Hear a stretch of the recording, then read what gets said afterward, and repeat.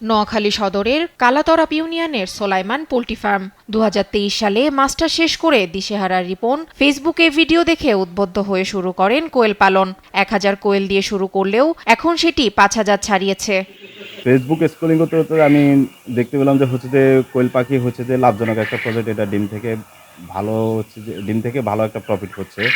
তো পরে আমি ফার্স্ট আমি 1000 কোয়েল পাখি দিয়ে আমি শুরু করছি। 1000 কোয়েল পাখির মধ্যে আমি দেখতেছি আমার এখানে ভালো একটা প্রফিট হচ্ছে। তারপর আমি এটাতে আমি বাড়াই, এখন আমি এটা 5000 পর্যন্ত করছি। প্রতি মাসে 2.5 লাখ টাকার কোয়েল পাখির ডিম বিক্রি করে সব খরচ শেষে রিপনের আয় থাকে 1.5 লাখ টাকা। এছাড়া রয়েছে শৌখিন মুরগি ও হাঁস। বর্তমানে মাসে আমার 90 থেকে 95 হাজার 1 লাখের মতো আমি পার মান্থ আমি ডিম পাচ্ছি।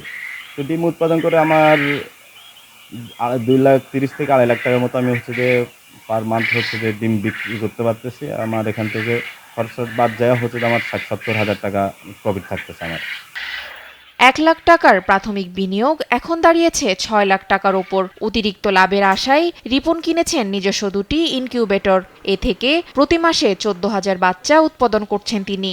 ইনকিউবেটর মেশিন আছে 2টা আমার। ওখান থেকে আমি মান্থলি 14,000 বাচ্চা ফুটাইতে পারি কোয়েল পাখি।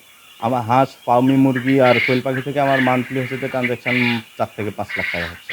উদ্যোক্তা রিপন জানান, চাকরির পেছনে না ছুটে সামান্য পুঁজিতেও ভাগ্যের চাকা ঘোরানো সম্ভব। প্রাণী সম্পদ অধিদপ্তর বলছে, যথাযথ প্রশিক্ষণ ও যোগাযোগের মাধ্যমে খামারিদের লোকসানের ঝুঁকি অনেকাংশেই কমে আসবে। তারা যাতে আমাদের এই সেবাগুলি গ্রহণ করে, সঠিক চিকিৎসা, টিকা এগুলো যাতে গ্রহণ করে, তারা লালন পালন করে এবং আমাদের প্রশিক্ষণ গ্রহণ করে যদি তারা লালন পালন করে, তারা অবশ্যই সমৃদ্ধ হবে এবং তারা লাভবান হবে।